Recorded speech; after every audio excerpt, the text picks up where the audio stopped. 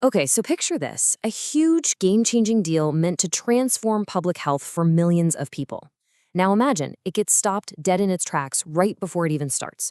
Well, that's exactly what just happened with a new health partnership between Kenya and the United States. And the reason why? It gets right to the heart of a massive global debate.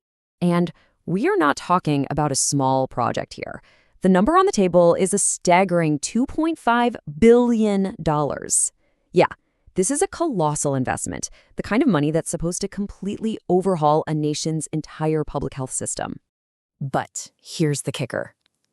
Despite all that money, all that momentum, the whole thing has been brought to a screeching halt. A court order has put the agreement on ice, and it's sent shockwaves through both the Kenyan government and its partners around the world. So you have to ask, right? How does a deal that was celebrated as a landmark achievement one minute get completely suspended the next? That's the big question we're going to unpack, and the answer? Well, it reveals a pretty major tension in our modern world. It all started when a consumer rights group filed a legal challenge. And you know what? Their arguments were so compelling that a Kenyan high court decided to step in.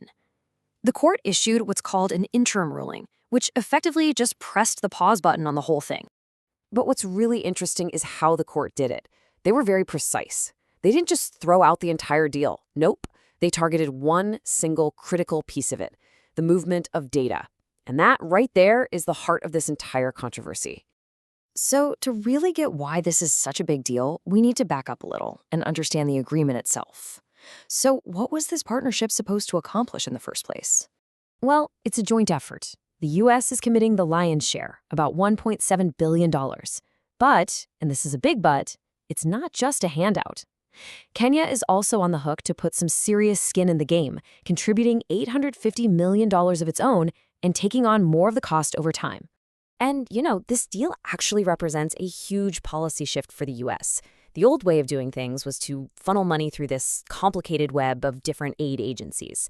The new strategy is to deal directly with governments and to require them to co-invest in their own health systems. So that makes Kenya a really crucial test case for this whole new approach to foreign aid. And make no mistake, this was seen as a huge deal on the world stage. I mean, the U.S. Secretary of State didn't mince words, calling it a landmark agreement. That tells you just how high the hopes and the strategic importance really were. Okay, so that brings us right back to the core of the issue. The one thing that brought this entire massive partnership to a halt, the fight over data. And let's be super clear, we're not talking about some abstract information here. The data in question is incredibly personal. We're talking about a citizen's HIV status, their treatment history for tuberculosis, their vaccination data. I mean, this is some of the most private, sensitive information a person has. The group that filed the lawsuit, the Consumer Federation of Kenya, they framed this as an issue of national sovereignty. Their argument is that it's not just about individual privacy, it's about the very real risk of losing strategic control over the entire healthcare system if a country's digital infrastructure, the servers, the cloud storage where all this data lives, is controlled by an outside party. So, faced with a court order and a whole lot of public concern, how did the Kenyan government respond to all this?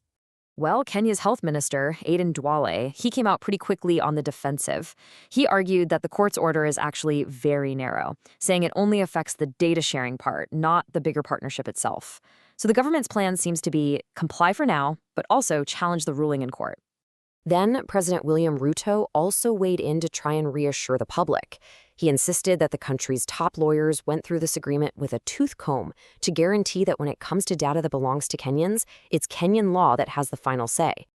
So what happens now? Well, this case is being watched very, very closely because honestly, its implications stretch far beyond Kenya's borders. To really understand the stakes, you gotta look at the bigger picture. This new U.S. aid strategy, it's not just for Kenya. They've already signed similar deals with several other African nations. And that's exactly what makes this Kenyan court case so important.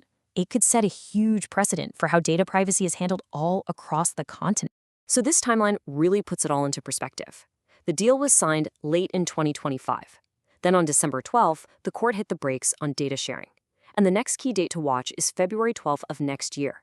That's when the case is scheduled for its full hearing back in the High Court. When you boil it all down, this whole situation comes down to a single crucial question for our time.